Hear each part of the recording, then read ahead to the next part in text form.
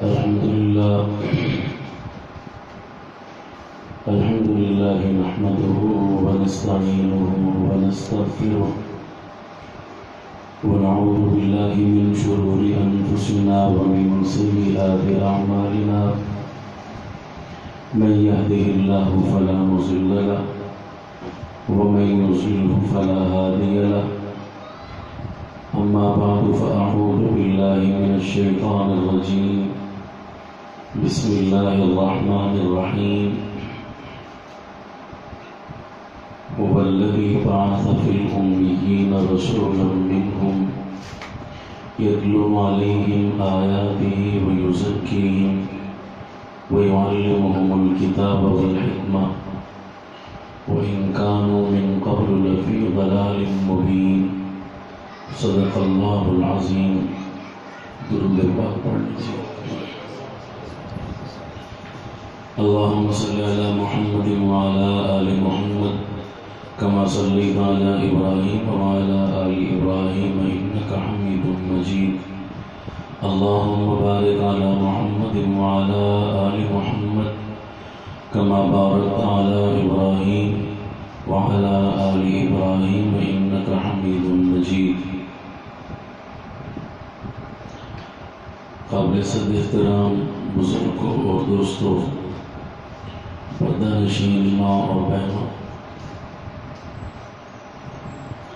اللہ تعالیٰ نے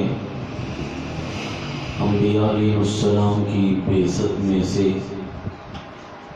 جو چند مقاصد قرآن مجید میں بیان فرمائے، ان میں سے ایک اہم مقصد لوگوں کا تزکیہ کرنا ہے.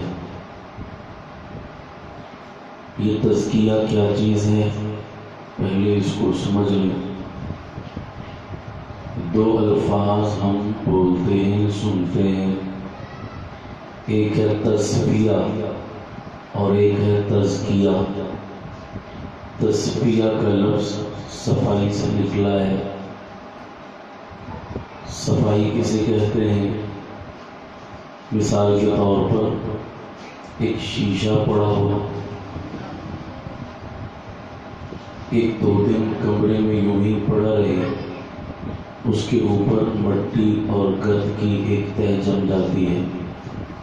ہم ایک اور کپڑا اٹھا کر اس شیشے پر مار دیتے ہیں تو وہ شیشہ صاف ہو جاتا ہے. اس کو صفائی کہتے ہیں. تصفیہ بھی اسی سے نکلا ہے. لیکن ہم نے جو کپڑے پہنے ہوئے ہیں، 2 دن 4 دن یہ کپڑے اور لباس پہنے رکھیں تو یہ میلا اور گندا ہو جاتا ہے. اب اس کی صفائی کیسے ہو کہ ہم ایک اور صاف کپڑا لیں، اس کو گندے کپڑے کے اوپر مارنا شروع کر دیں، جتنا مرضی رگڑتے رہیں، کیا وہ صاف ہو جائے گا؟ نہیں ہوگا. وجہ یہی کپڑا ہم نے شیشے پر مارا تو صاف ہو گیا، اسی کپڑے کو دوسرے کپڑے پہ مار رہے ہیں تو صاف نہیں ہوتا. وجہ یہ ہے کہ گندگی شیشے کے اوپر تھی، اندر نہیں گئی تھی. اوپر والی گندگی اس کی تہ سے صاف ہو گئی، لیکن کپڑے میں جو گندگی اور میل ہے وہ اس کے اندر جا چکی ہے. اب اندر کی میل ظاہری صفائی سے صاف نہیں ہوتی. اس کا طریقہ کیا ہے؟ ہم گندے کپڑے کو مشین میں ڈالیں گے، صابن لگائیں گے، سرف لگائیں گے، اسے اچھی طرح رگڑیں گے، ملیں گے، پھر نچوڑیں گے. یہ جو ہم نے سارا پروسیس کیا کہ اس کو ہم نے ملا، رگڑا، صابن لگایا، سرف لگایا، دھویا، نچوڑا، اس کو تزکیہ کہا جاتا ہے. دوسرے لفظوں میں تزکیہ اندر کی میل کچیل کو صاف کرنے کا نام ہے. تصفیہ باہر کی میل کو صاف کرنے کا نام ہے. تو اللہ نے انبیاء کی بعثت میں سے ایک بڑا مقصد لوگوں کا تزکیہ، یعنی ان کے اندر کی صفائی کرنا، اندر کی غلاظتوں کو پاک اور صاف کرنا بتلایا ہے. دوسری بات یہ ذہن میں رکھیں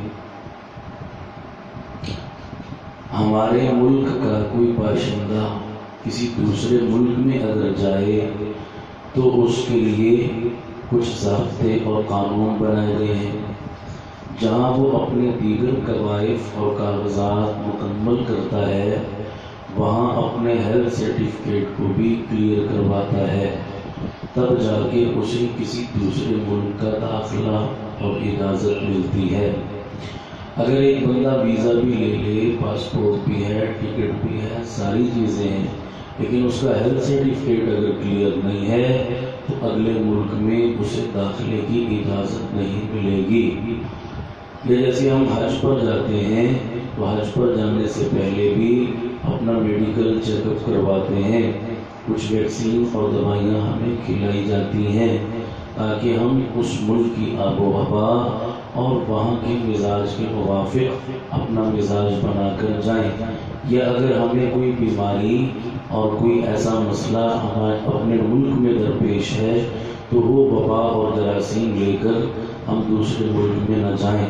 یہ بین الاقوامی اصول ہے۔ کوئی بھی باشندہ دوسرے ملک میں جاتا ہے تو اسے کہا جاتا ہے کہ تم بیماریوں سے پاک صاف ہو کر آؤ تب ہمارے ملک میں آؤ، یہ نہ ہو تم جراثیم لے کر آ جاؤ اور وہ بیماری ہمارے ملک میں بھی پھیلنا شروع ہو جائے۔ یہ دنیا کا بھی بین الاقوامی اصول ہے۔ بالکل اسی اصول کے تحت اللہ تعالیٰ نے بھی وعدہ کر رکھا ہے کہ وہ اپنے ایمان والے بندوں کو ضرور جنت میں بھیجیں گے۔ جس نے کلمہ پڑھا اللہ نے اسے جنت کا داخلہ دینا ہے۔ اب اگلی بات یہ ذہن میں رکھیں کہ جنت تو بالکل پاک صاف جگہ ہے، وہاں گندگی کا نام و نشان نہیں۔ اب جو مسلمان گناہوں والی زندگی گزار کے جا رہا ہے تو گناہ بذات خود ایک نجاست ہے، گناہ بذات خود ایک گندگی ہے۔ اب جو بندہ کسی گندگی والی زندگی کو بغیر توبہ کے گزار دے وہ مر گیا تو گندگی ساتھ لے کر چلا گیا۔ اب مجھے بتائیے اس گندگی کے ساتھ کیا اللہ تعالیٰ اسے جنت کا داخلہ دے دیں گے؟ نہیں ملے گا۔ کیوں؟ جنت تو پاکیزہ لوگوں کی جگہ ہے۔ یہ جو گناہوں کی اور گندے نظریات اور عقائد کی نجاست لے کر جا رہا ہے، ان نجاستوں کے ساتھ اسے جنت کا داخلہ کیسے ملے گا؟ اب دو باتیں متضاد ہیں بظاہر۔ ایک طرف اللہ کا وعدہ ہے کہ میں کلمہ گو کو جنت دوں گا، دوسری طرف کلمہ گو گناہ گار ہے اور گناہوں میں گندگی ہے اور گندا بندہ جنت میں جا نہیں سکتا۔ اب دونوں کا حل کیسے ہو؟ حل کیسے ہو؟ بظاہر تو دونوں میں ٹکراؤ آ گیا، اس کا حل ہمیں شریعت نے ہی بتایا۔ اللہ تعالیٰ فرماتے ہیں دو حل ہیں اس کے میرے بندو، ایک حل آسان ہے بہت، دوسرا حل مشکل ہے بہت۔ تمہیں اختیار دے دیا ہے، اب جون سا حل چاہے تم اختیار کر لو۔ ان گندگیوں اور نجاستوں سے پاک ہونے کا حل، پہلا حل کیا ہے؟ دنیا میں گناہ ہو گئے، نافرمانی ہو گئی، اللہ کی بغاوت ہو گئی، آسان حل شریعت نے بتایا، اے بندے توبہ کر لے، ندامت کے دو آنسو بہا لے، ساری گندگیاں میں صاف کر دوں گا، پاک کر دوں گا تجھے بالکل، بس توبہ شرط ہے، ندامت کے دو آنسو شرط ہیں، سچے دل سے اپنے پروردگار سے معافی مانگنا شرط ہے۔ یہ ہے تزکیہ، یہ دنیا کا تزکیہ ہے۔ دنیا میں تیری صفائی توبہ سے ہو گئی، استغفار سے ہو گئی، معافی سے ہو گئی، تیرا تزکیہ ہو گیا تو دنیا میں ہی صاف ہو گیا، پاک ہو گیا، اب میری جنت کا داخلہ کنفرم ہے۔ لیکن اگر خدا نہ خواستہ دنیا میں ہم نے توبہ نہیں کی، اپنے گناہوں پر معافی نہیں مانگی اپنے پروردگار سے، اور یہی گناہوں کا وبال اور نجاستوں کی گٹھڑیاں لے کر ہم مر گئے اور رب کے ہاں چلے گئے، تو رب نے جنت تو دینی ہے لیکن رب نے پھر آگے چل کر اپنے طریقے سے پاک کرنا ہے۔ قبر میں اور میدان حشر میں اور قیامت میں اللہ نے پھر اپنے طریقے سے تزکیہ کرنا ہے۔ یہ جو رب نے اپنے طریقے سے تزکیہ کرنا ہے نا، یہ بڑا ہی مشکل، بڑا ہی کٹھن اور بڑا ہی خطرناک ہے۔ اس طریقے سے اپنے آپ کو بچاؤ۔ آسان طریقہ اختیار کر لو، وہ رب کا تزکیہ بڑا ناقابل برداشت عمل ہے۔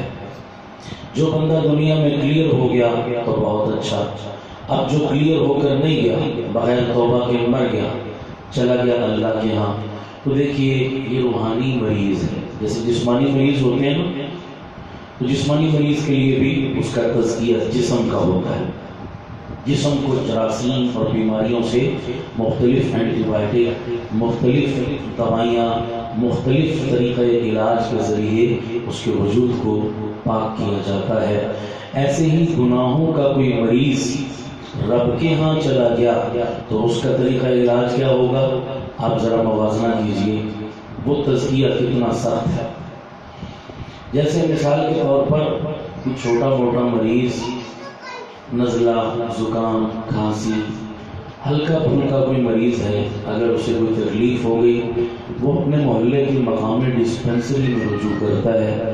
ڈسپینسری میں کوئی بہت ماہر ڈاکٹر نہیں بیٹھے ہوتے، چھوٹے موٹے ڈسپینسر بیٹھے ہوتے ہیں، وہ نزلے زکام کی دوا دے دیتے ہیں، لیکن 2-4 سوال کرتے ہیں اس سے، بھئی کیا تکلیف ہے، کیا مسئلہ ہے، کب سے ہے، کیا کیفیت ہے۔ 2-4 سوالوں سے وہ معاملہ سمجھ جاتے ہیں کہ بھئی زیادہ سیریس مسئلہ نہیں ہے، چھوٹا موٹا مرض ہے، ٹھیک ہو جائے گا، یہ گولی لے لو، یہ 2-4 خوراک استعمال کرنا، ٹھیک ہو جاؤ گے۔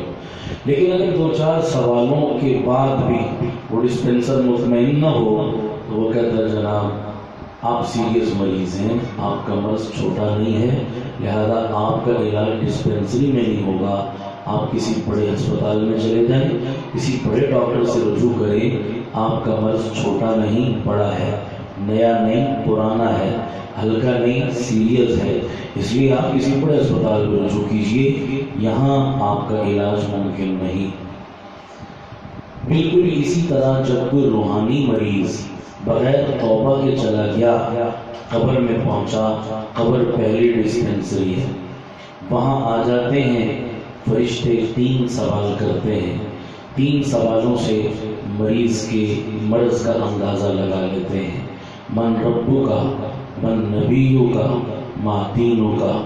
جس کا ان سوالوں پر دنیا میں عمل رہا وہ تو جواب دے لے گا، اور جس کا عمل نہیں رہا وہ بھول جائے گا وہاں جا کر کہ میرا رب کون تھا، میں کس کا امتی تھا، میں کس مذہب کا پیروکار تھا۔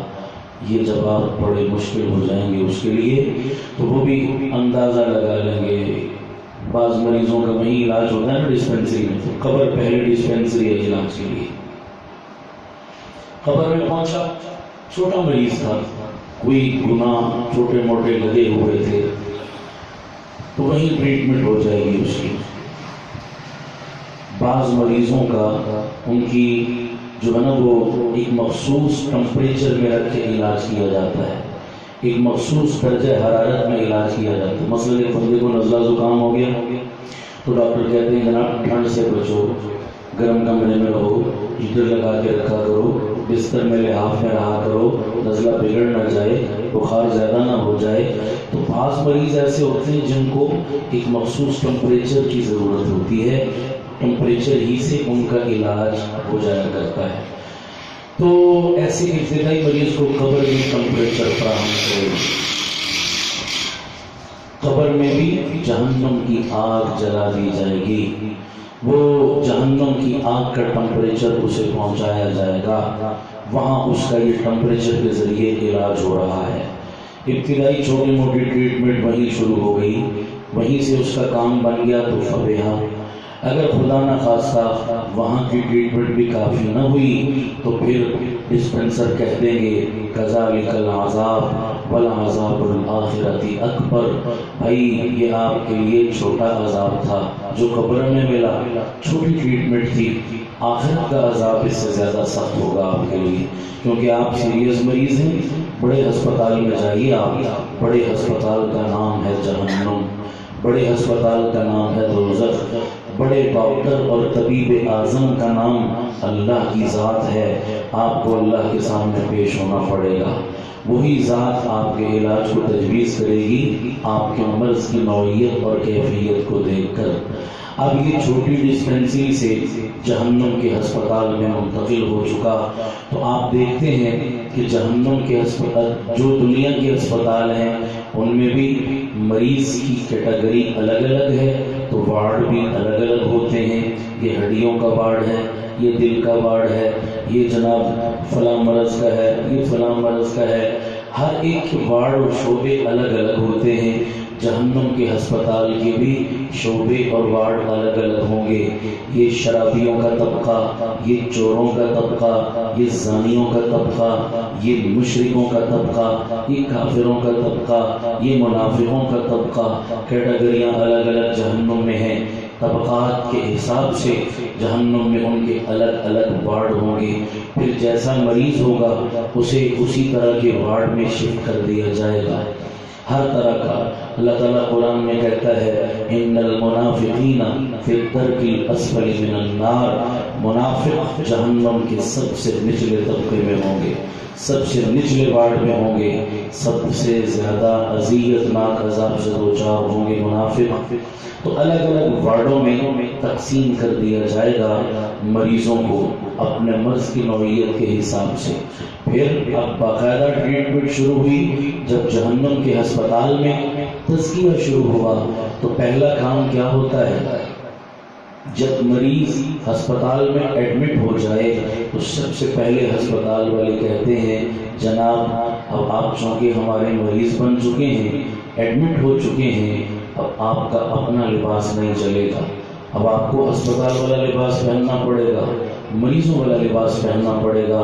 امیر ہے، غریب ہے، کسے باشد کوئی بھی ہے، کہا جاتا ہے مریضوں والا لباس پہن لیجئے. جہنم کے ہسپتال میں جب چلا گیا جہنمی تو اسے بھی سب سے پہلے ہسپتال یعنی جہنمیوں والا لباس پہنایا جائے گا. کون سا لباس؟ اللہ قرآن میں کہتا ہے سرابیلہم من قطران. جہنمیوں کا لباس گندک کا لباس ہوگا. گندک کے لباس میں کیا خوبیاں رکھی ہیں اللہ نے؟ نمبر 1 وہ کالے رنگ کی ہوتی ہے گندک. کالا لباس گرمی کا موسم ہے، کالے کپڑے ویسے بھی کوئی پہن لے بندہ، تو کالے لباس کالے رنگ میں اللہ نے ایک خاصیت رکھی ہے، وہ گرمی کو کھینچتا ہے اپنی طرف، حرارت کو زیادہ جذب کرتا ہے. سفید کپڑے پہنے ہو بندے نے گرمی اتنی محسوس نہیں ہوتی، کالے کپڑے پہنے ہوں گرمی زیادہ محسوس ہوتی. کالا رنگ حرارت کو کھینچتا ہے، اس میں ایک یہ خاصیت ہے. دوسرا پھر کالے رنگ کے ساتھ ساتھ گندک ہے. گندک میں پیٹرول والی خاصیت ہے، جیسے پیٹرول آگ کو کھینچتا ہے اپنی طرف، ایسے ہی گندک بھی آگ کو کھینچتی ہے اپنی طرف. تو گویا دوسرے لفظوں میں کہا جا رہا ہے کہ اس جہنمی کا لباس ہی آگ ہوگی. آگ والا لباس لپٹ جائے گا پورا آگ کے اندر، یہ آگ والا لباس اسے پہنا دیا جائے گا. تیسرا گندک میں خوشبو نہیں ہوتی، بدبو ہوتی ہے، اسے کوئی سونگھ نہیں سکتا، بری اسمیل ہوتی ہے اس کی. تو جہنمی کے لباس سے اتنی بدبو پھوٹے گی.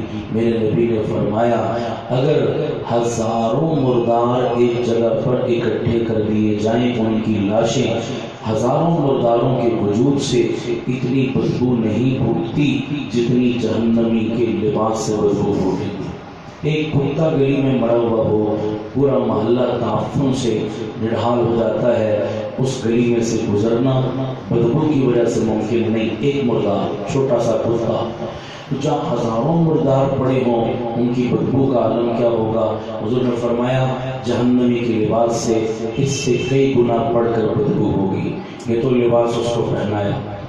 دوسرے نمبر پر جہنمی کو بیڈ الاٹ کیا جاتا ہے، بستر الاٹ کیا جاتا ہے کہ جناب فلاں وارڈ میں اتنے نمبر بیڈ اور بستر آپ کا ہے. پھر آپ نے دیکھا ہوگا کہ بعض مریض ایسے ہوتے ہیں ان کے لیے خاص قسم کے بیڈ بنائے جاتے ہیں. عام وارڈوں میں جو بیڈ ملے گا آئی سی یو میں اس طرح کا بیڈ نہیں ہوگا. انتہائی نگہداشت وارڈ میں جائیں گے بڑے اسپیشل بیڈ ہوں گے ان مریضوں کے لیے. تو مریض کے مرض کی نوعیت کو دیکھتے ہوئے علیحدہ علیحدہ قسم کے بیڈ بنائے جاتے ہیں. جہنمی کو جو بیڈ دیا جائے گا اللہ کے نبی نے فرمایا وہ بھی آگ کا بیڈ ہوگا. آگ کا بستر، آگ کا لباس جو پہنا وہ بھی آگ، جہاں پڑا ہے وہاں بھی آگ جل رہی ہے، آگ ہی کا اس کو بیڈ پر بستر دیا جائے گا۔ تیسرے نمبر پہ کیا کام ہوتا ہے؟ جب کوئی مریض اسپتال چلا گیا تو اس کی ڈیٹا فائل اس کے سرحانے رکھ دی جاتی ہے۔ کوئی بھی ڈاکٹر چیک کرنے آئے گا تو ہر مریض کی فائل اس کے سرحانے پڑی ہے، سب سے پہلے فائل چیک کرے گا کیا مرض ہے، کیا مسئلہ ہے، کہاں کہاں تکلیف ہے، کیا علاج ہوا اب تک، کیا ہونا ہے، وہ ساری ڈیٹیل، اس کے ایکس رے، اس کے ٹیسٹ، اس کی رپورٹیں، سارا کا سارا اس کا کچا چٹا اس کے ساتھ موجود ہے۔ یہ جہنمی جہنم میں جا رہا ہے، اس کی فائل بھی اس کے ہاتھ میں پکڑا دی گئی۔ قرآن کہتا ہے جب یہ جہنمی اپنی فائل کو دیکھے گا، اپنے نامہ عمل کو دیکھے گا تو کہے گا ما لہذا الکتاب، یہ کیسی فائل ہے، یہ کیسی کتاب ہے، لا یغادر صغیرہ، اس نے نہ میری کوئی چھوٹی بیماری چھوڑی، ولا کبیرہ، اور نہ کوئی بڑی بیماری چھوڑی، الا احصاہا، یہ سارا کچا چٹا میرا اس میں درج کر دیا گیا۔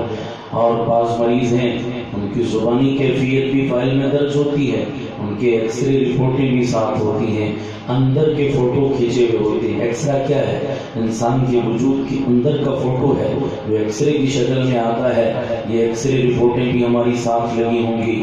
اذا زلزلت الارض زلزالها واخرجت الارض اثقالها وقال الانسان ما لها يومئذ تحدث اخبارها بان ربك اوحى لها۔ اللہ تعالیٰ قرآن میں کہہ رہا ہے زمین کے جس ٹکڑے پر ہم گناہ کرتے ہیں اس زمین کا ٹکڑا قیامت والے دن اللہ زمین کو گویائی عطا کریں گے۔ یہ زمین بول کر کہے گی اللہ اس نے محفل بغاوت سجائی تھی میری دھرتی پر، میرے وجود پر، اس میں فلاں فلاں جگہ یہ نافرمانی کی تھی۔ گویا زمین ہمارے اعمال کے فوٹو لے رہی ہے۔ یہ زمین قیامت والے دن بولے گی، اپنی خبروں کو بیان کرے گی، اپنی باتیں بیان کرے گی۔ ایکس رے رپورٹیں بھی ہماری زمین کی شکل میں وہاں لگی ہوئی ہوں گی ساتھ، اور ہمارے اعمال کی گواہی یوم تشہد علیہم السنتہم وایدیہم وارجلہم بما کانوا یکسبون۔ اس دن اللہ زبانوں پر تالا لگا دے گا، مہر لگا دے گا، زبان نہیں بولے گی۔ ہاں اس دن کون بولے گا؟ ہاتھ بولیں گے، پاؤں بولیں گے، جسم کے اعضاء بولیں گے۔ انسان حیران ہو کر کہے گا ہاتھ جب بول رہے ہیں بندے کے خلاف، اسی کے اپنے ہاتھ اسی کے خلاف گواہی دے رہے ہیں، تو حیران ہو کر کہے گا قرآن کہتا ہے لما شہدتم علینا، تم بھی میرے خلاف ہو گئے، تم تو میرے اپنے تھے، تم تو میرے ہاتھ تھے، تم بھی میرے خلاف ہو گئے۔ تو ہاتھ کہیں گے انطقنا اللہ الذی انطق کل شیء، وہ رب جو ہر چیز کو بولنے کی طاقت دینے پر قادر ہے، اس نے آج ہمیں بولنے کی طاقت دے دی ہے۔ آج سچ چلے گا، جھوٹ نہیں چلے گا، آج حقیقت بیان ہوگی، منافقت نہیں چلے گی۔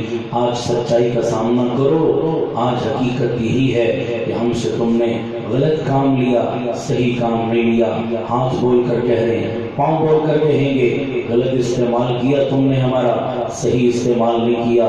تو یہ ساری رپورٹیں ہماری، پورا یہ رپورٹ، اور یہ رپورٹ جب ملے گی تو قرآن کیا کہتا ہے فَأَمَّا مَنْ ثَقُلَتْ مَوَازِينُهُ فَهُوَ فِي عِيشَةٍ رَاضِيَةٍ، جس کی رپورٹ ہو کے آ گئی، جس کے ٹیسٹ ٹھیک نکل آئے، وہ جنت کا وارث بن گیا۔ وَأَمَّا مَنْ خَفَّتْ مَوَازِينُهُ، اور جس کی رپورٹ غلط آ گئی، جس کی رپورٹ مثبت نہیں منفی آ گئی، فَأُمُّهُ هَاوِيَةٌ، اس کا ٹھکانہ ہاویہ ہے۔ وَمَا أَدْرَاكَ مَا هِيَ، تمہیں کیا پتا یہ ہاویہ کیا ہے؟ نار حامیہ، یہ دہتی ہوئی آگ کا ٹھکانہ ہے، یہ زبردست آگ کا منبع اور چشمہ ہے۔ اس آگ کے چشمے میں اسے پھینک دیا جائے گا۔ اور یہ جو میں آگ کا تذکرہ کر رہا ہوں یہ دنیا کی آگ نہیں ہے، یہ جہنم کی آگ ہے۔ میرے نبی نے فرمایا دنیا کی جہنم کی آگ دنیا کی آگ سے 70 گنا زیادہ سخت ہے۔ اگر کسی جہنمی کو جہنم کی آگ سے نکال کر دنیا کی آگ میں ڈال دیا جائے تو اسے نیند آ جائے گی۔ یہ میرے نبی نے فرمایا اتنی شدید آگ۔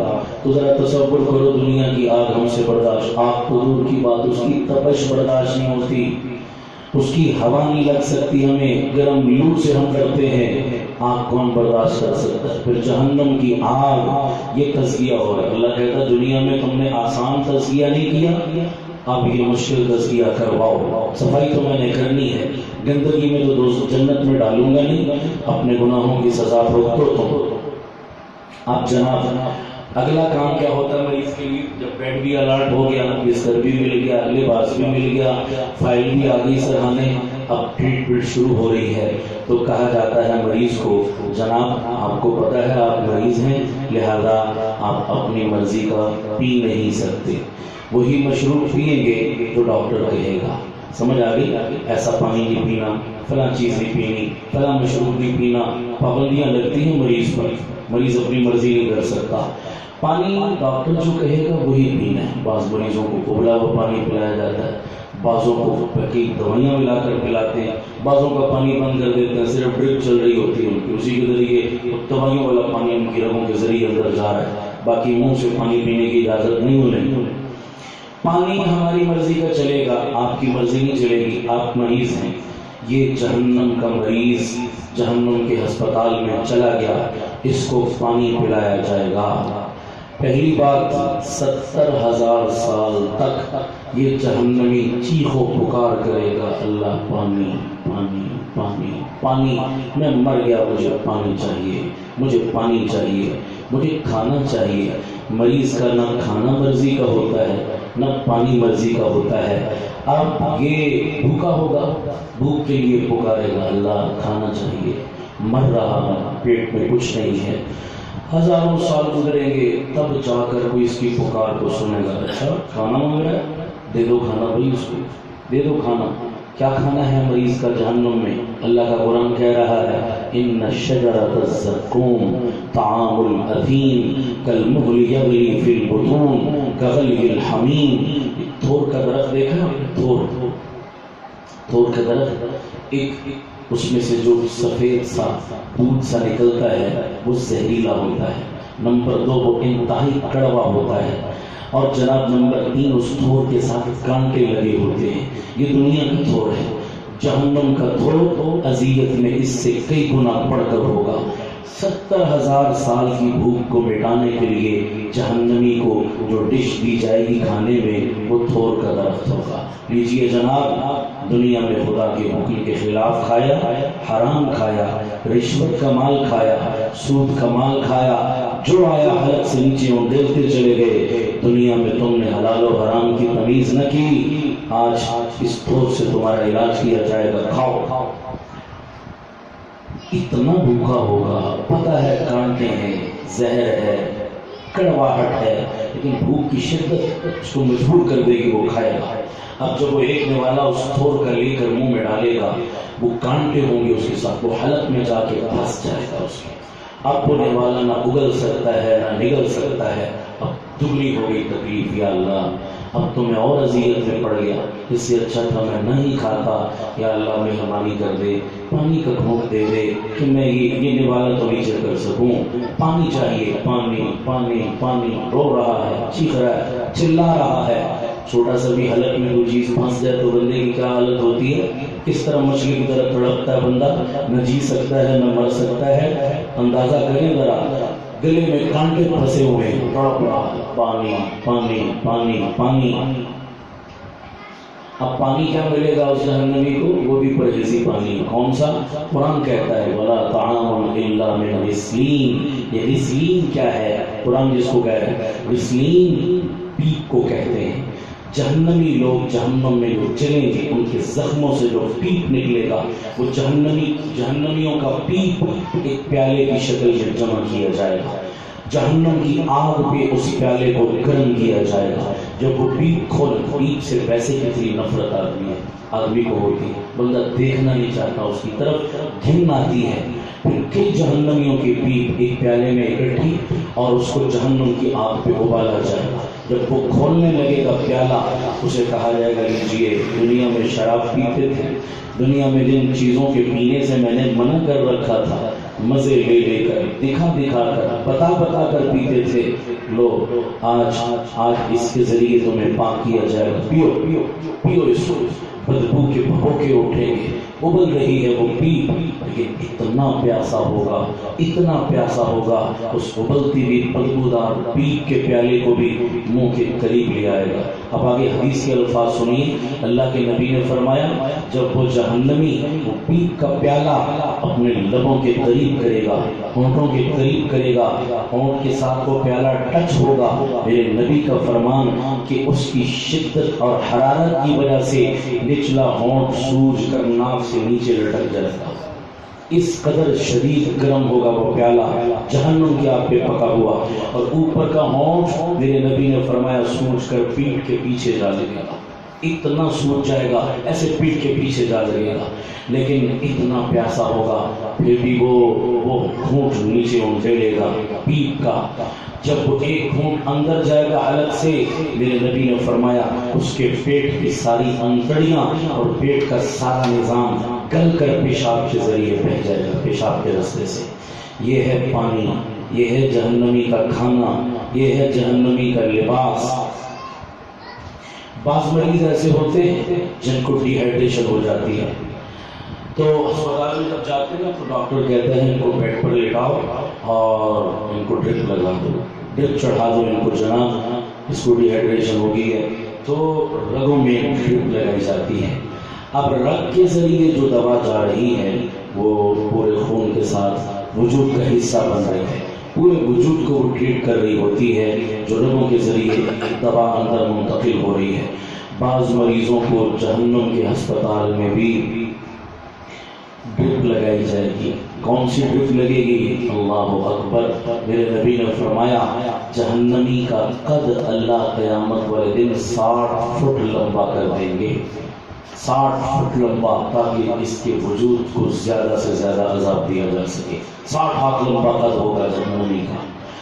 جہنم کا ایک بچھو میرے نبی نے فرمایا دنیا کے اونٹ کے برابر ہوگا، جہنم کا ایک بچھو دنیا کے اونٹ کے برابر ہوگا، اور بچھو کا زہر اس کے پچھلے حصے میں ہوتا ہے، اس کے وجود کے پچھلے حصے میں جو چھوٹی سی ٹینکی اللہ نے بنائی وہ ٹینکی زہر سے بھری ہوتی ہے، اور بچھو کا زہر بڑا دردناک ہوتا ہے، دردناک ہوتا ہے، اللہ بچائے۔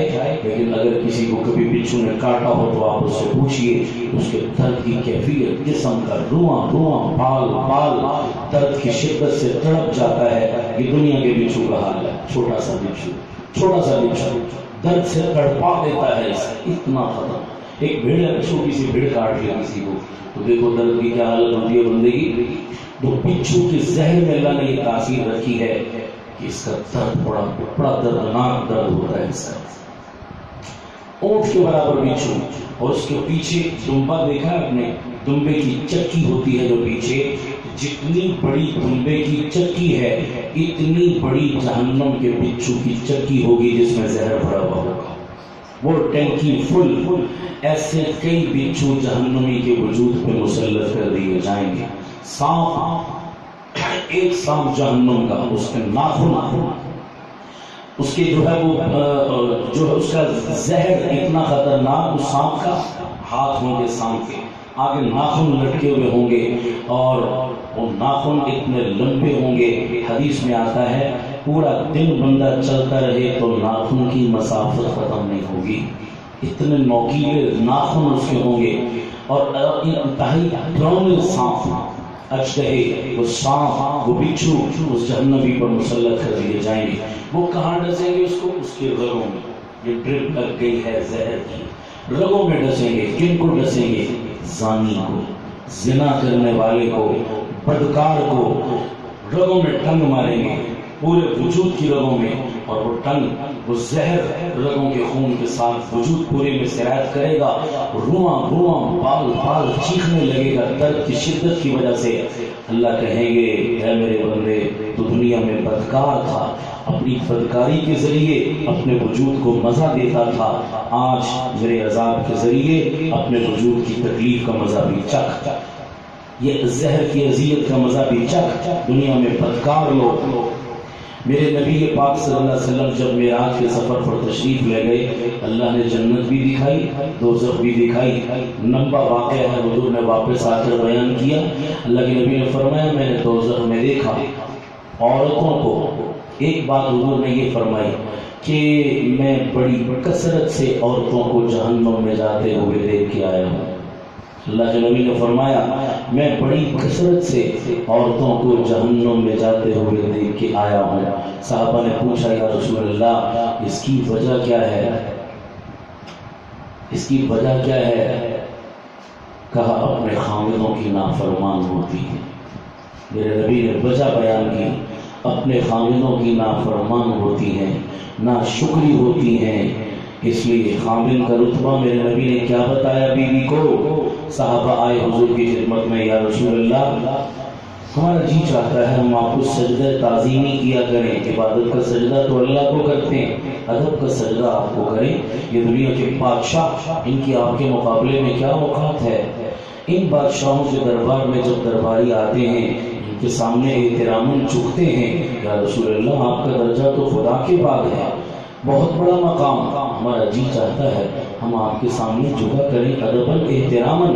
میرے حضور نے فرمایا میری امت میں تعظیم کا سجدہ بھی اللہ کے سوا غیر کے لیے ناجائز اور حرام ہے، عبادت کا سجدہ بھی اسی کے لیے، تعظیم اور ادباً بھی جھکنا اسی کے لیے، اس کے سوا غیر کے لیے جھکنا جائز نہیں۔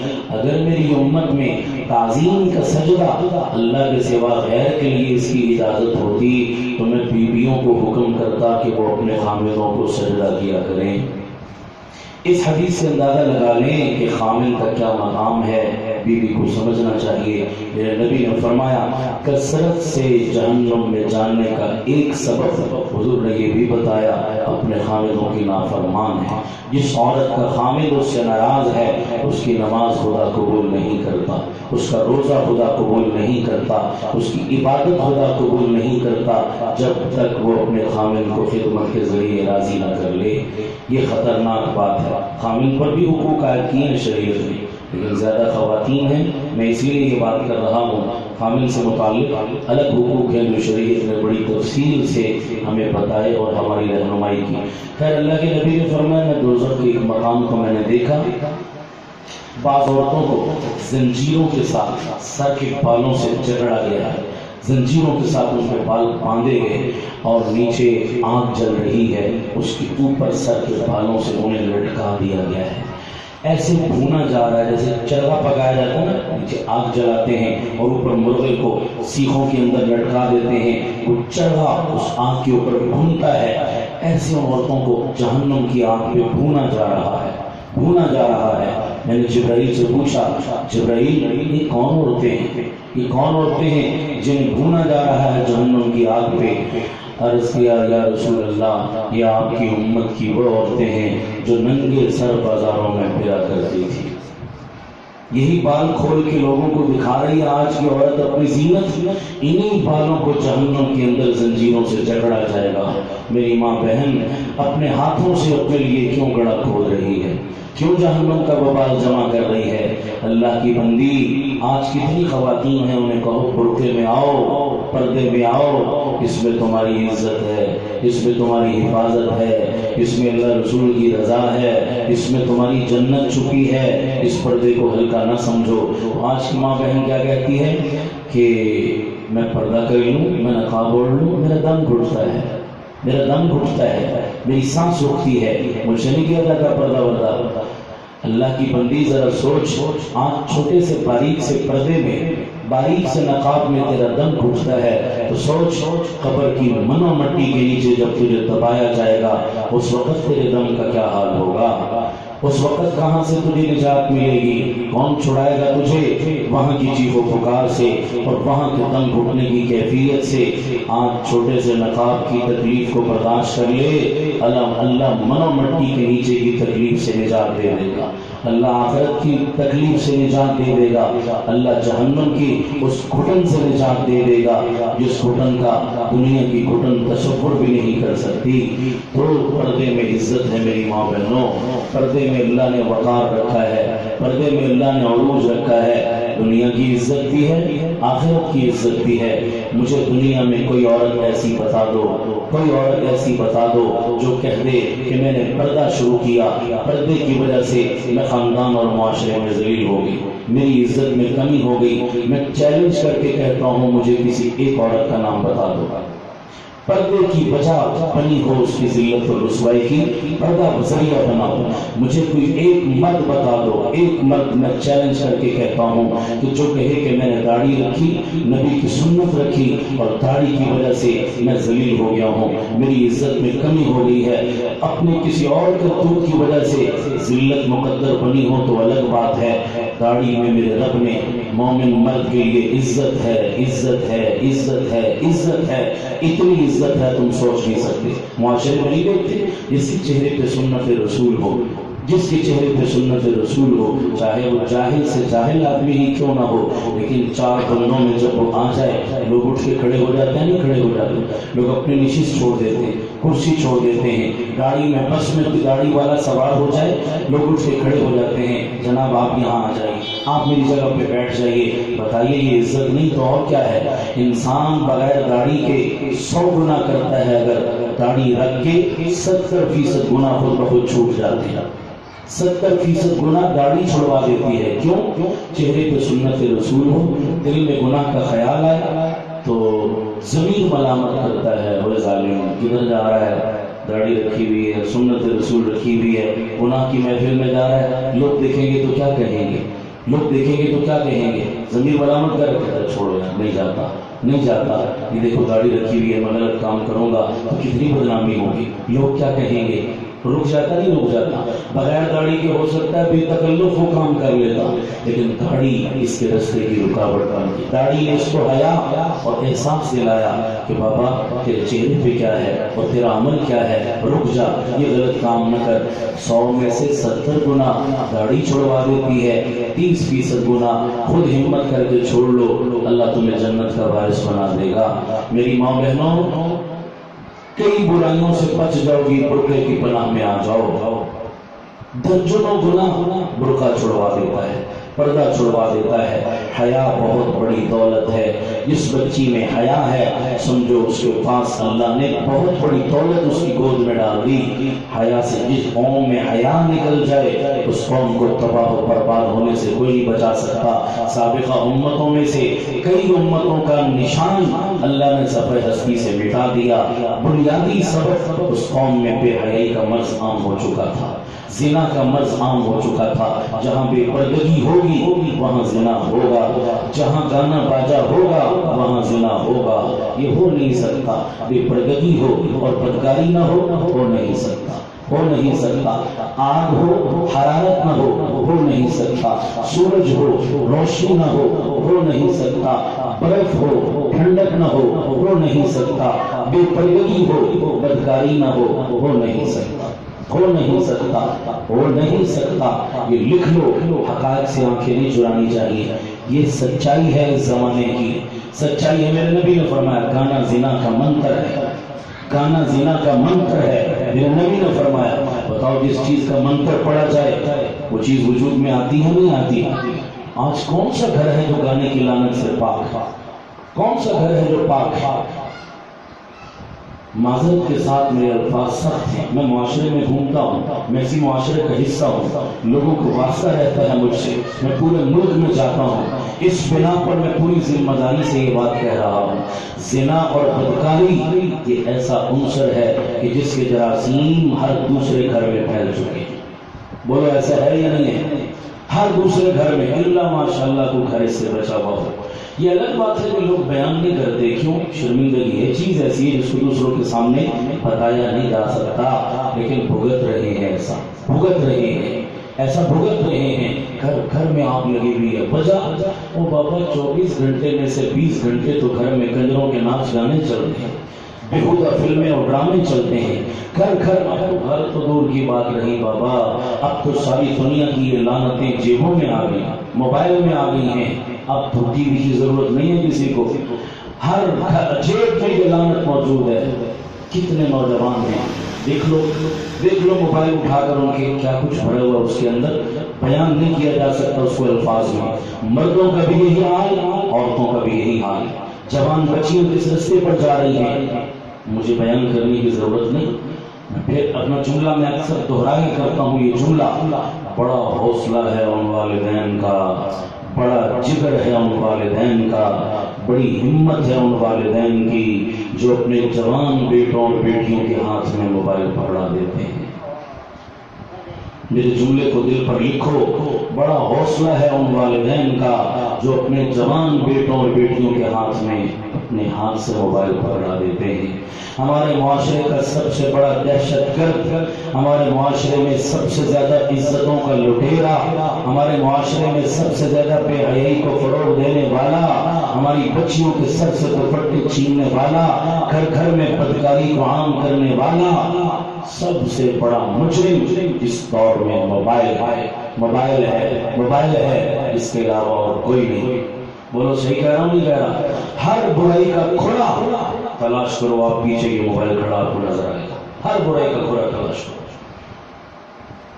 مانتے بھی ہم کہ ساری برائیوں کا مرکز یہ موبائل ہے، لیکن پھر اپنی جوان اولاد کو یہی پکڑا رہے ہیں۔ ہر جمعے پہ بھی جاتے ہیں نا تو اتنی زمزم کی اہمیت نہیں، اتنا مدینہ کی کھجور کی اہمیت نہیں، بڑے فخر سے کہتے ہیں بیٹا عمرے پہ گیا تھا، تمہارے لیے نئے ماڈل کا موبائل لایا۔ جب ہاتھوں سے دیکھتے ہو پھر بدکاریوں کے دروازے کھلتے ہیں، جب اولاد حد سے آگے گزر جاتی ہے پھر سر پیٹتے ہیں ماں باپ، وہ جی بچوں نے ہمیں کہیں کا نہیں چھوڑا، منہ دکھانے کے قابل نہیں چھوڑا۔ روز میڈیا پر دیکھتے اور سنتے ہیں فلاں کی بیٹی فلاں کے ساتھ بھاگ گئی، فلاں نے فلاں سے منہ کالا کر لیا۔ یہ الفاظ مناسب نہیں ہے مجھے دہرانے، لیکن میں مجبور ہوں ان کے دہرانے پر۔ حقیقت ہے، اس کو مانو، یہ روز ہم سن رہے ہیں، گھر گھر میں یہ آگ لگی ہوئی ہے۔ خدارا اپنے گھروں کو زنا کا اڈا نہ بناؤ، بدکاری کا اڈا نہ بناؤ۔ میرے نبی نے فرمایا جو عورت، اللہ اکبر، مسلمان بیٹی پاؤں میں گھنگرو باندھ کے جب اپنے پیر زمین پر مارتی ہیں ناچنے کے لیے تو اس کے پاؤں زمین پر لگتے ہیں، خدا کا عرش کانپ جایا کرتا ہے، اللہ کا عرش ہل جاتا ہے۔ آج سرعام بڑے فخر سے اپنی بیٹیوں کو نچاتے اور لوگوں کو دکھاتے بھی ہیں اور بتاتے بھی ہیں کہ میری بیٹی تو ماڈل بن رہی ہے، میری بیٹی تو اداکار اور پتہ نہیں سپر اسٹار۔ وہ اداکار سپر اسٹار کہنے سے کوئی حیثیت تو نہیں بدلا کرتی۔ میں اکثر کہتا ہوں یہ کنجر ہیں، یہ میراثی ہیں، یہ ڈوم ہیں۔ ہمارے بزرگ بتاتے تھے ہمیں، اس پیشے سے تعلق رکھنے والا کوئی بندہ کسی بستی میں آ جاتا شرم و حیا والے دور میں تو کوئی اپنی بستی میں گھسنے نہیں دیتا تھا ان ڈوم میراثیوں کو، اور چارپائی پر پاس نہیں بیٹھنے دیتے تھے، نیچے بٹھاتے تھے۔ اتنی نفرت کی جاتی تھی ان گانے باجے والے لوگوں کے ساتھ، اس پیشے سے وابستہ۔ اور آج ہمارے آئیڈیل یہ لوگ سپر اسٹار، ہم نے ان کو لقب دیا ہوا، حالانکہ میرے نبی نے سپر اسٹار کس کو کہا تھا؟ اصحابی کالنجوم، لوگوں میرے صحابہ آسمان کے ستارے ہیں۔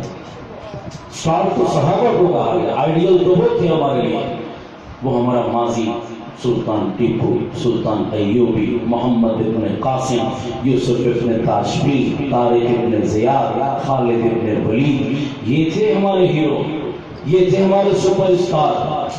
آج جو کنجروں کی طرح ناچ رہا ہے، ہم نے اس کو آج کے نوجوان کے پٹوے میں تصویر میراثیوں کی اور جناب موبائلوں میں گانے اور ریکارڈ۔ نوجوانوں سے پوچھو نماز نہیں آتی، دعا قنوت نہیں آتی اور خدا رسول کا کوئی پتہ نہیں، پوچھو نئی فلم کون سی آئی ہے یہ آپ کو بتائے گا، نیا ڈرامہ کون سا ہے یہ آپ کو بتائے گا، نیا گانا کس میراثی کا کون سا ہے تو آپ کو بتائے گا۔ اعزاز سمجھتے ہیں کئیوں کو میں نے دیکھا اتنے احساس کمتری کا شکار، یہ نبی کے غلام نوجوان کسی میراثی سے زندگی میں کبھی ہاتھ ملانے کی اتفاق ہو جائے، کبھی تو ہاتھ ملایا، تصویر بنائی اور فیس بک پہ لگائی ہوئی ہے، ڈرائنگ روم میں سجا کر رکھی ہوئی ہے، کیا ہے جی فلاں موقع پر فلاں میراثی سے ہاتھ ملانے کا اعزاز ہمیں نصیب ہوا تھا اور آج تک وہ ڈرائنگ روم کی زینت بن گیا۔ کسی اللہ والے سے ہاتھ ملانا تو توہین سمجھتے ہیں نا اپنی، کسی مولوی سے ملے، کسی عالم دین، کسی اللہ والے سے، یہ تو ہمارا اسٹیٹس ہی نہیں ہے نا۔ ان چٹائیوں پر بیٹھنے والوں سے ہم کیوں ملیں؟ اس کو توہین سمجھا جاتا ہے۔ اللہ والوں کی صحبت میں بیٹھنا، ان سے ہاتھ ملانا، ان کی دعائیں لینا، یہ ہمارا اسٹیٹس نہیں ہے۔ کھوپڑی الٹی چل رہی ہے، گنگا الٹی بہ رہی ہے۔ خرد کا نام جنو رکھ دیا، جنو کا نام ہم نے خرد رکھ دیا۔ تو زمانہ دیکھ رہا ہے آج ہم کس طرف جا رہے ہیں۔ ظالموں، ہم نے منزل کا تعین ہی نہیں کیا اور گاڑی بھی غلط پکڑی ہوئی ہے۔ تو ظالموں، جس نے لاہور جانا ہو پشاور کی گاڑی پکڑ کے بیٹھ جائے، کب لاہور پہنچے گا؟ کیا جا سکتا ہے وہ؟ آج ہم غلط گاڑی میں بیٹھے ہوئے، غلط ڈائریکشن ہے ہماری۔ صحیح ڈائریکشن جہاں ملتی ہے وہاں آتے نہیں، جہاں چاہتے ہو وہاں ملتی نہیں۔ تم سارا ہفتہ ٹی وی کے سامنے، سارا ہفتہ کیبل کے سامنے، سارا ہفتہ انٹرنیٹ پہ، تمہارا امام، تمہارا عالم گوگل بن چکا ہے۔ امام گوگل کے تم پیروکار ہو، امام گوگل کے تم پرستار ہو۔ تمہاری ہر رہنمائی، تمہیں دین کے مسئلے بھی گوگل سکھا رہا ہے، تمہیں اللہ کا قرآن بھی گوگل بتا رہا ہے، تمہیں شرم و حیا کے پیمانے بھی گوگل سکھا رہا ہے۔ پھر نتیجہ تو تمہارے سامنے ہے۔ تم نے اللہ والوں کا دامن چھوڑا، تم نے مسجدوں کو ویران کیا، تم نے قرآن کو سینے سے جدا کیا، تم نے علماء سے رہنمائی لینے کے بجائے ٹی وی اور گوگل کو اپنا مقتدا بنایا۔ آج بھگتو پھر جو کچھ ہو رہا ہے۔ انٹرنیٹ سے بھی کبھی کسی قوم نے فلاح پائی؟ انٹرنیٹ نے بگاڑا ہے، سنوارا نہیں ہے، برباد کیا ہے، خوشحال نہیں کیا ہے۔ آؤ دامن رحمت میں آؤ، آؤ اللہ کی شریعت کی پناہ میں آؤ، آؤ علماء سے اپنا تعلق قائم کرو، دینی مدارس اور مکاتب سے اپنا تعلق قائم کرو۔ میں اکثر کہا کرتا ہوں، نہ جہاں میں کہیں بھی اما ملی، جو اما ملی تو کہاں ملی، میرے جرم خانہ خراب کو تیرے عفو بندہ نواز میں، یہی ہے جائے پناہ۔ مسجد کی چٹائی پر پناہ ملے گی، مسجد کی چٹائی پر پناہ ملے گی، سجدے میں سر رکھ کے پناہ ملے گی، اپنے رب کو منانے سے پناہ ملے گی۔ اکثر نوجوانوں کے مجموعوں میں میں جاتا ہوں، میں ان سے کہتا ہوں انٹرنیٹ ہر دوسرا بندہ استعمال کر رہا ہے، ایک جملہ ہے میرا، یاد رکھو، دل پہ لکھ لو۔ میں قسم کھا کر کہتا ہوں اس جملے میں کوئی مبالغہ نہیں ہے، مبالغہ نہیں، حقیقت، 100% حقیقت۔ جملہ کیا ہے؟ آج کا نوجوان جتنا فیس بک پہ اچھا ہے، اتنا عملی زندگی میں اچھا بنے تو خدا کی قسم جنت کا وارث بن جائے گا۔ میرا جملہ سمجھ آیا؟ آج کا انسان جتنا فیس بک پہ اپنا اسٹیٹس اچھا شو کرتا ہے، اقوال زرعی شیئر کیے جا رہے ہیں، حدیثیں شیئر کی جا رہی ہیں، اچھی اچھی باتیں جناب پوسٹیں لگائی جا رہی ہیں، یوں کرو تو یہ ہوگا، وہ کرو تو یہ ہوگا، لیکن عملی زندگی میں ان فیس بک کی اچھائیوں میں سے کوئی اچھائی اس کی زندگی میں نظر ایک اچھائی نظر نہیں آتی، اور اپنی فیس بک ساری بھری ہوئی ہے پوسٹیں لگا لگا کر۔ اور آج کل ایک ٹرینڈ اور بھی عام ہو چکا ہے، وہ کیا؟ میں اکثر نوجوانوں کو یہ بھی کہتا ہوں، یہ دھوکہ ہے بہت بڑا۔ کیا؟ موبائل کے میسج پر بھی، فیس بک کی پوسٹوں کے بھی نیچے اوپر کوئی پوسٹ بنائی، نیچے لکھا ہوتا ہے یہ پوسٹ اتنے بندوں کو شیئر کر دو، آپ کی فلاں مشکل حل ہو جائے گی، یہ میسج آگے اتنے بندوں کو بھیج دو، آپ کا فلاں مسئلہ حل ہو جائے گا، یہ کام ہو جائے گا، وہ کام ہو جائے گا۔ یہ کیا ڈرامہ ہے؟ یہ کیا تماشا ہے؟ وہ بتاؤ، مسئلے حل ہوتے ہیں عمل کرنے سے، مسئلے حل ہوتے ہیں اللہ کے احکامات کو پورا کرنے سے۔ یہ کہتے ہیں ہمیں حکم پورا نہ کرنا پڑے، بیٹھے بٹھائے بٹن دباتے جائیں اور مسئلے حل ہوتے جائیں۔ گویا اللہ کو بھی راضی کرنے کے لیے ہم نے عمل کو چھوڑ دیا اور اللہ کو بھی میسجوں سے راضی کرنا شروع کر دیا۔ 10 بندوں کو میسج کرو یہ کام ہو جائے گا، 20 بندوں کو آگے شیئر کرو یہ مسئلہ حل ہو جائے گا۔ شیطانی چالیں ہیں ساری، موبائل کمپنیوں کے اپنے بیلنس بڑھانے کے لیے چونچلے ہیں سارے، اور کچھ بھی نہیں ہے اس میں۔ عمل سے زندگی بنتی ہے، جنت بھی جہنم بھی، یہ خاکی اپنی فطرت میں نہ نوری ہے نہ ناری ہے، عمل اصل ہے، عمل اصل ہے۔ سارا دن میسج پہ بیٹھے رہتے ہو، جتنا فیس بک پہ اپنا فیس تم اچھا دکھا رہے ہو، عملی زندگی میں بھی ویسے بنو گے تو کام بنے گا۔ صرف فیس بک اسٹیٹس اپڈیٹ کرنے سے کچھ نہیں ہوا کرتا۔ اس لیے، اور اگلی بات بھی میں اکثر بیان میں کہتا ہوں، فیس بک بہت کم لوگ ہیں، 1000 میں سے 2-4 ہوں گے انٹرنیٹ اور فیس بک جائز اچھے اور صحیح مقصد کے لیے استعمال کر رہے ہیں۔ 1000 میں سے 100 میں سے 1000 میں سے 2-4-5، ورنہ ہزاروں میں سے سارے کے سارے بےہودہ، لچر، غلیظ اور گندے اور شیطانی مقصد کے لیے اس کو استعمال کر رہے ہیں۔ فیس بک کیا ہے، انٹرنیٹ کیا ہے، غلاظتوں کا مجموعہ، گندگیوں کا گٹر اور جوہر۔ اس جوہر میں جو گھسا کبھی سلامت باہر نہیں نکل سکا۔ یہ ایسا جال ہے جو اپنے اندر آدمی کو پھنساتا ہے، ایسا پھنستا ہے آدمی کہ اس کا مریض بن جاتا ہے انٹرنیٹ کا۔ فیس بک بھی ایک نشہ ہے، جیسے سگریٹ پینا ایک نشہ ہے، اور جناب جیسے تمباکو کو استعمال ایک نشہ ہے، تو نشئی بندے کو جب تک اپنا نشہ پورا نہ کر لے اسے آرام۔ تو آج کل فیس بک بھی کیا ہو چکا ہے، نشہ۔ وہ نشہ کیسے، آپ کسی بھی کمرے میں 4 دوستوں میں جا کر بیٹھو نا، اکثر ہم مشاہدہ کرتے ہیں، کسی کام سے گئے، کسی محفل میں گئے، کسی تقریب میں گئے، آپس میں بات چیت نہیں۔ میں کہتا ہوں جب سے یہ مشینیں آئی ہیں نا، مشینوں کی حکومت آئی ہے ہم پر، ہمارے اخلاق ہم سے چھن گئے، اقدار چھن گئی، تہذیب گئی، تمدن گیا، اللہ رسول گیا، ماں باپ کی محبت گئی، دلوں کی ہمدردیاں گئی۔ جب سے مشینوں کی حکمرانی ہے ہم خوش ہوتے ہیں ٹیکنالوجی کے زمانے میں پیدا ہوئے، سائنس کے زمانے میں پیدا ہوئے، بٹن دبانے سے ہر کام ہو رہا ہے ہمارا، اس پر خوش ہو رہے ہو کہ بٹن دبانے سے ہر کام ہو گیا، ٹیکنالوجی کا کمال اور عروج ہے یہ دور۔ لیکن یہ تو دیکھو، اس مشین اور ٹیکنالوجی نے تم سے تمہارا حیا نہیں چھینا، تم سے تمہارا شرم نہیں چھینا، تمہاری ماں بہنوں کی عزتوں کو نہیں چھینا، تمہارے گھروں کے اخلاق اور کردار اور تمہاری معاشرت اور معیشت کو نہیں بدلا۔ کتنے منفی اثرات ڈالے ہیں ان مشینوں اور میڈیا کے آلات نے، ہمیں ہمارے دین، ماضی، اکابر، اسلاف سب سے بیگانہ کر دیا، سب سے الگ کر دیا۔ میں اکثر کہا کرتا ہوں، پہلے وقتوں میں کوئی کسی کے گھر چلا جاتا، محبت تعلق ہوتا تھا، خیر خیریت پوچھتے، حال احوال لیتے، دکھ درد بانٹا کرتے اور لوگوں کے معاملات کو شیئر کیا کرتے۔ اب خود غرضی اور مشینوں کا دور، کوئی مہمان کسی کے گھر چلا جائے تو پہلا سوال یہی ہوتا ہے، جناب آپ کے پاس باریک پن والا چارجر ہوگا؟ خیر خیریت کوئی نہیں پوچھتا، باریک پن والے چارجر کا سوال پہلے کیا جاتا ہے۔ اس سے آپ اندازہ لگا لیں، بوڑھی ماں بیچاری بوڑھی ہڈیوں کے ساتھ کچن میں کام کر رہی ہے، اور بیٹی کو کہہ دو کہ بیٹا میں بوڑھی ہوں، میری عمر اب جا چکی، تھوڑا میرا ہاتھ بٹا دیا کرو۔ بیٹی کہتی ہے امی میرے پاس ٹائم نہیں ہے، میں فیس بک پہ سہیلیوں کے ساتھ گپ شپ میں مصروف ہوں۔ ہر گھر میں ہو رہا ہے ایسا، باپ گدھے کی طرح مزدوری کرتا ہے سارا دن، شام کو وہ بوڑھا باپ گھر میں آتا ہے، افسوس صد افسوس یہ نوجوان بیٹا ساری رات دوستوں کے ساتھ چیٹنگ کرے گا۔